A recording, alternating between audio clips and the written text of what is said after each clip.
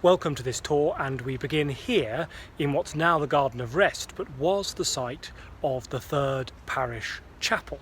Now it holds the grave of Charles Wesley, the great hymn writer and Anglican priest, and of course long associated with the growth of the Methodist movement that followed his death and that of his brother John. But this is the site of the third parish chapel.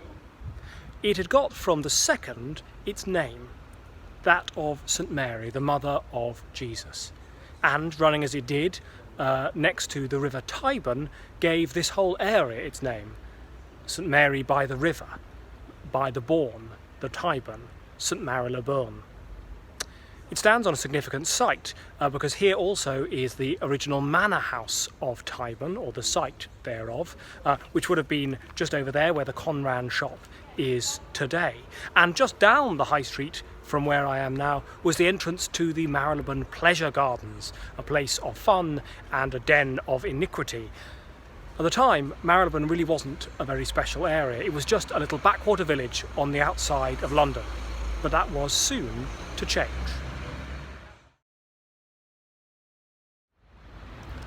We've turned our back on the naughtiness of the pleasure garden, quite right too, and now I'm standing in the church gardens with the modern parish church behind me.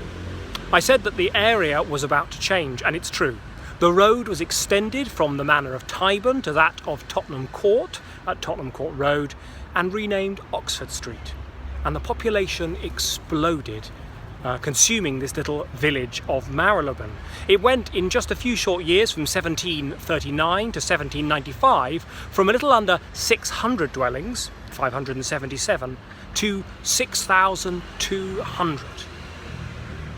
And the church struggled to cope with the increase in population, of course.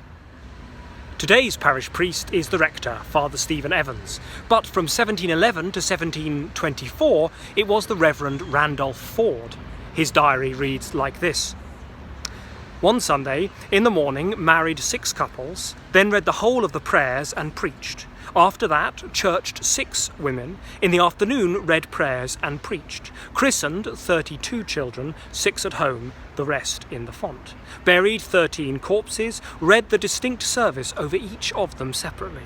And all this done by 9 o'clock at night.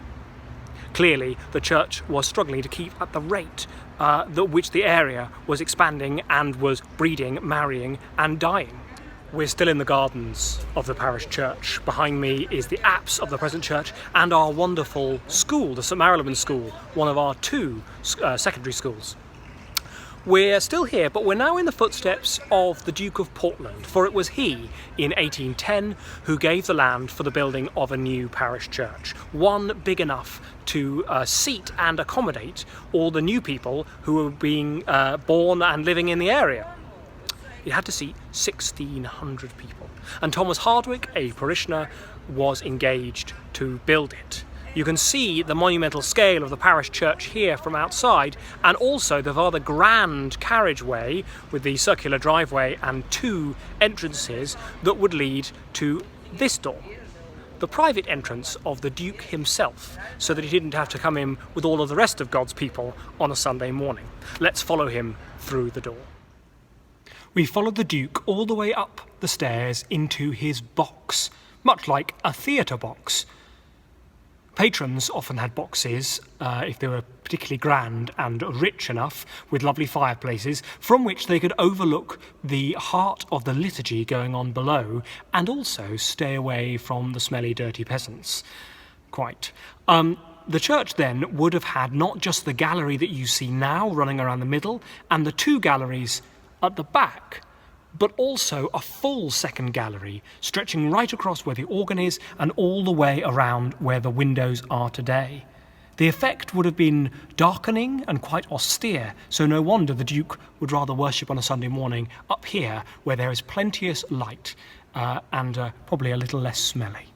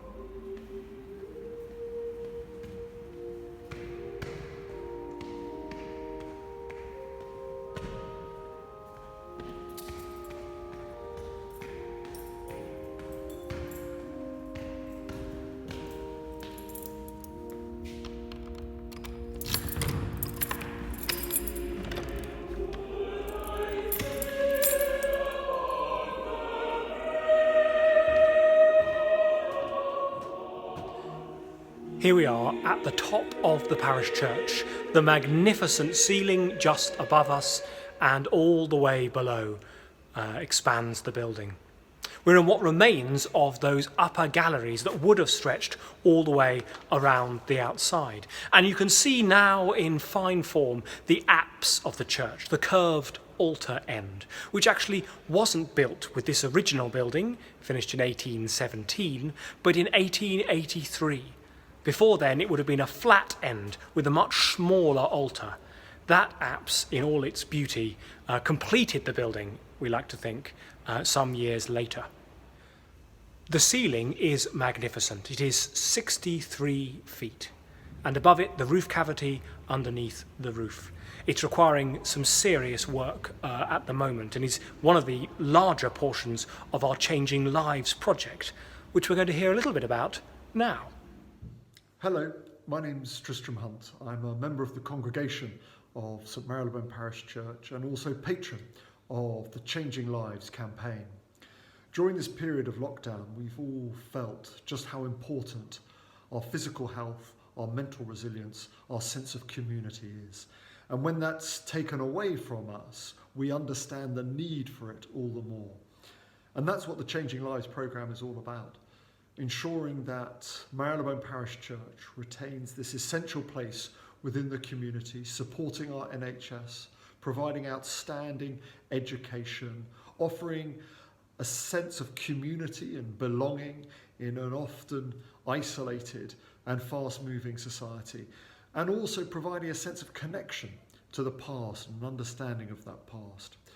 But for that to continue into the future, we need to secure the roof of Marylebone Parish Church. We need to sort out the basement. We need to provide the facilities that will allow this continue into the future.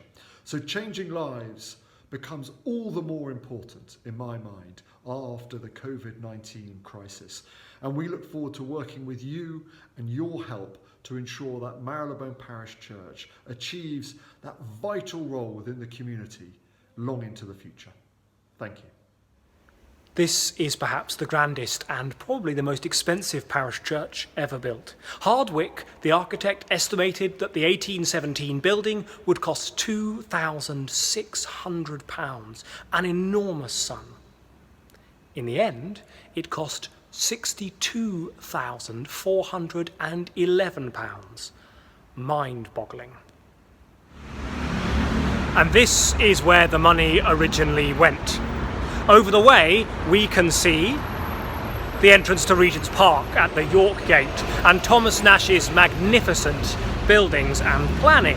And so the parish church opposite had to fit in with this great and grand scheme. Each time, the plans got more and more elaborate, especially when Philip Hardwick, Thomas Hardwick's son, attended meetings on his behalf, and having been inspired by St Paul's and the Baroque, slightly tweaked his father's restrained classicism to embellish and enrich it. And so we have this magnificent portico today, complete with coffee stall, and these grand Corinthian columns.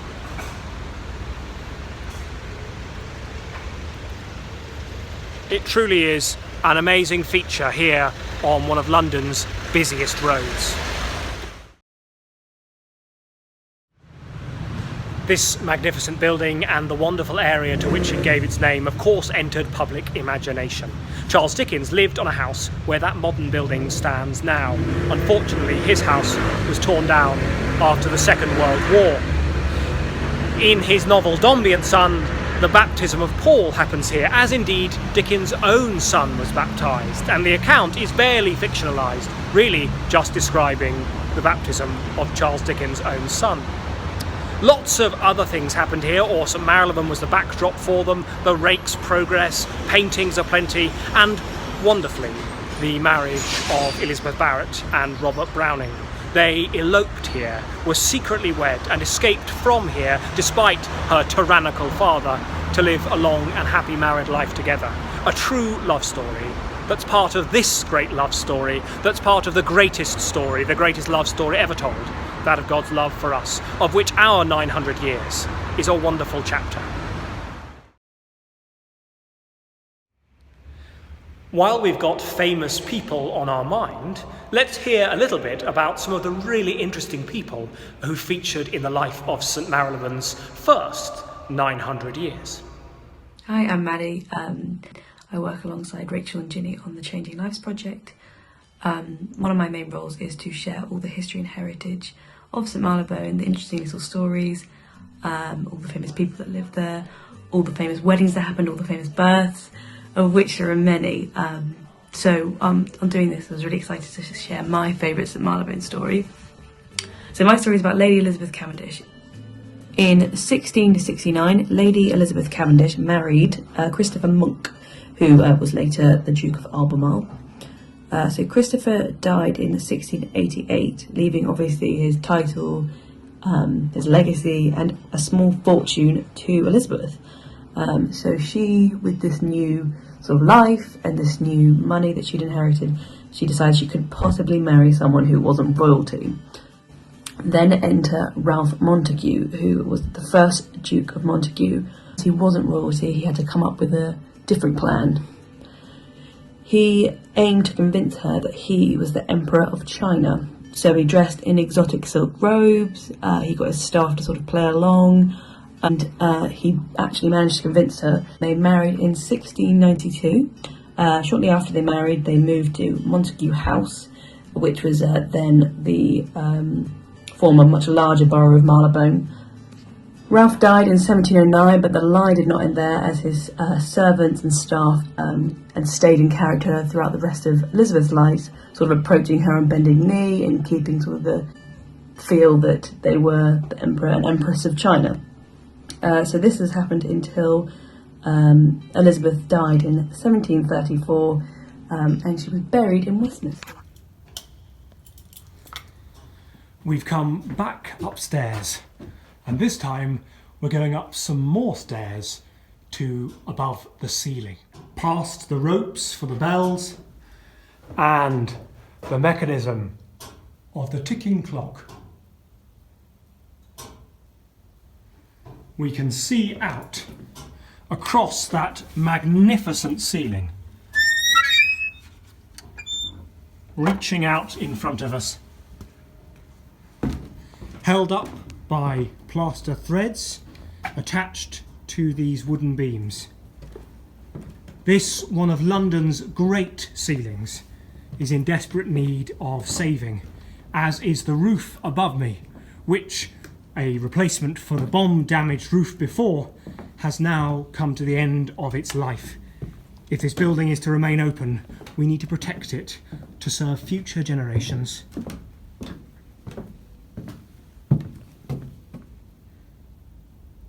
And now, out onto the roof.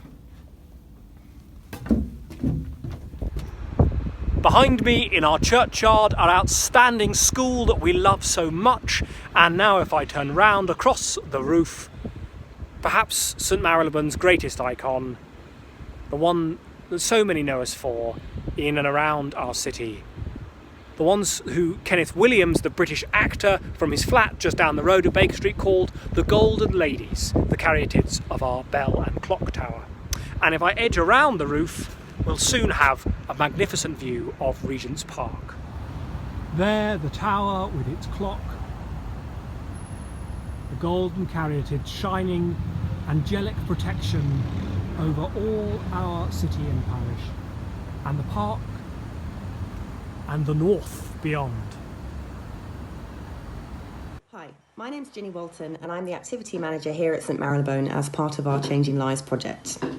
Although there are many wonderful stories to come out about the church and the surrounding area, what many people don't realise is that just round the corner, right on the site where Westminster University stands now, was the St Marylebone workhouse. The first workhouse was opened in 1730, and although the conditions were harsh and humiliating, it was originally designed to help those living in extreme poverty.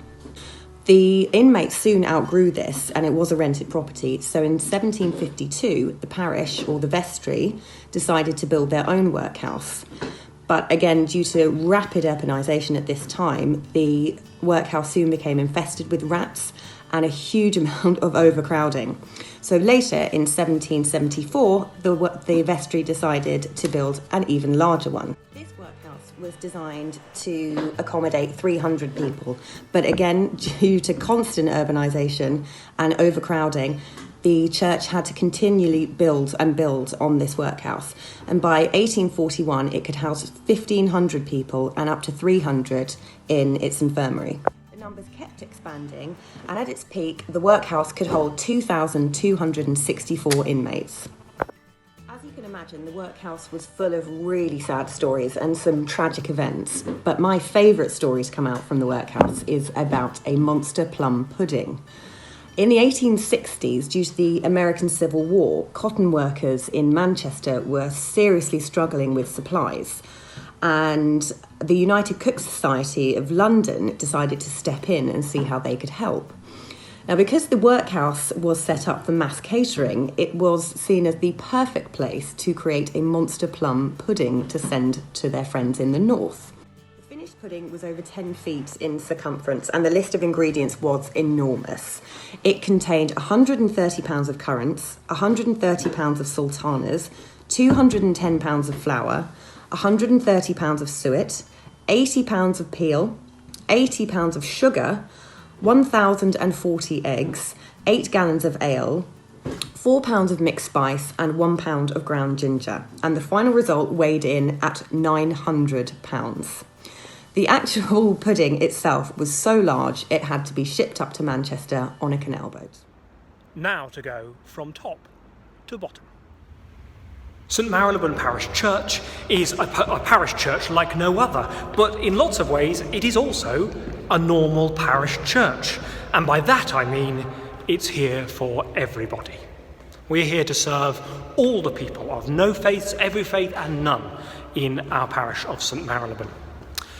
One of the ways we do that is through education with our outstanding girls' comprehensive secondary school, and also the only special needs church school, or faith school for that matter, in the country, the St Marylebone Bridge School. Another way is our ministry of healing, which we'll discover more about in a moment.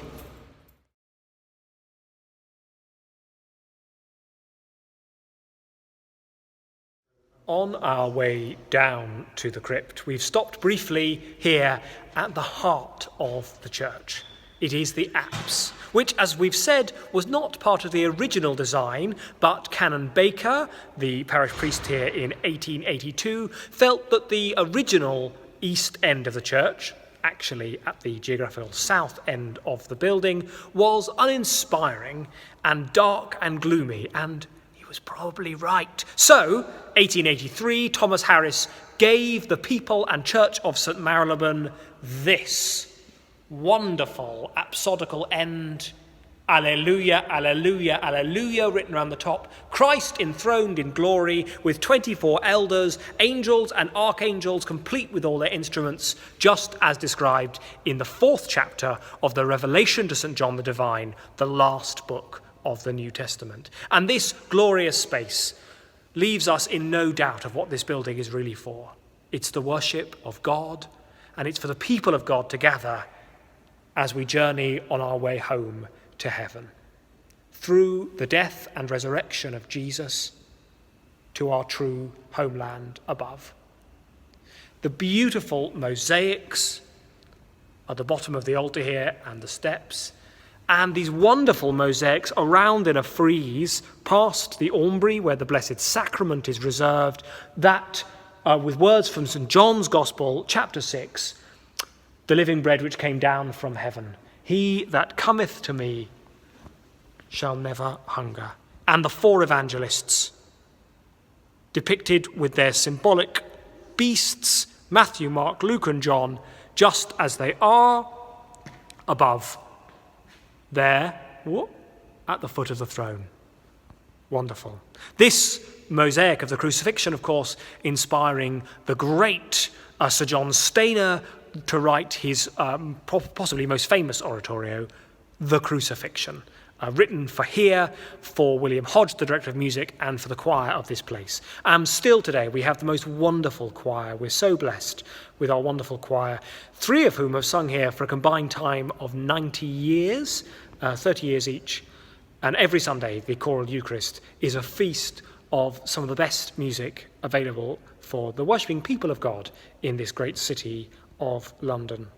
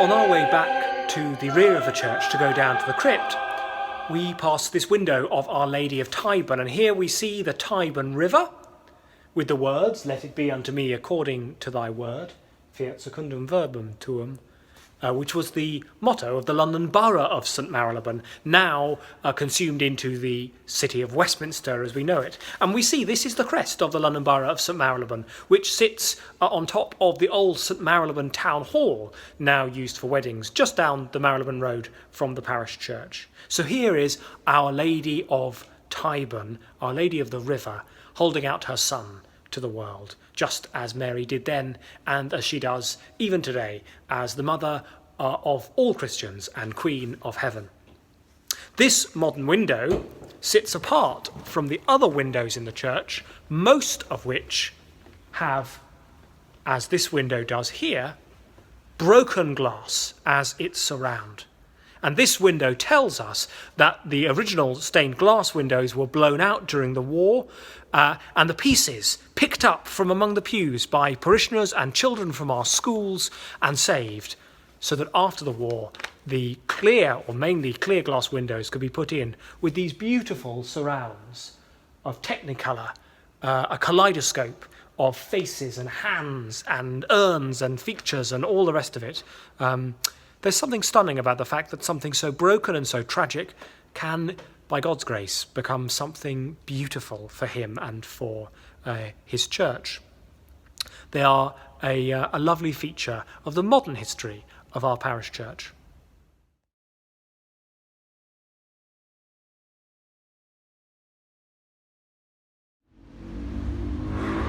And so we come off the street and down the stairs into the crypt. These stairs which sorely need making safe and replacing, all of which will be done as part of our exciting Changing Lives project. New staircase, new, safe and fit for purpose lift, all of which can serve the 10,000 patient GP surgery which we house in our crypt, and also the St Marylebone Healing and Counselling Centre. Our crypt is an amazing space. Here, every week, prayers for healing are offered as part of our Wednesday Eucharist at 1:10 with Mother Katie, the priest pastor. And just ahead of me now is the back wall of the GP surgery. To my right is the Healing and Counselling Centre, which offers a wonderful counselling, psychotherapy, spiritual direction by priests, psychiatrists, counsellors and psychotherapists, all of which is some of the most affordable offering in London and much longer term than many employers, universities or even the National Health Service can give. It's an amazing place in which lives truly are changed, and we're very proud of it. This space is an art gallery a lot of the time, and the offering at the moment a really wonderful variety of things. This space is free and open for the public, for prayer, for the offering of the HCC, the GP surgery, and as a community space, and also as a booking space for business and meetings.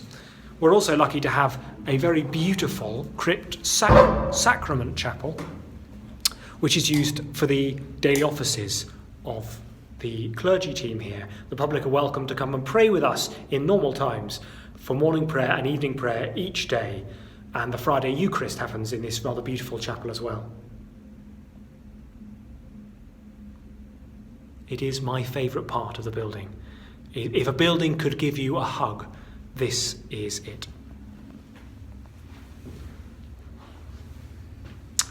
And all of this space was, until the 1980s, of course, a working crypt, a burial ground, full of coffins which had long since rotted and been turned into a great tumble jumble. And here is a coffin plate, one of many in our important collection. It was the vision of the then rector to clear out this space, to reinter the bodies safely and with dignity, and to use this space for London's future and not just its past.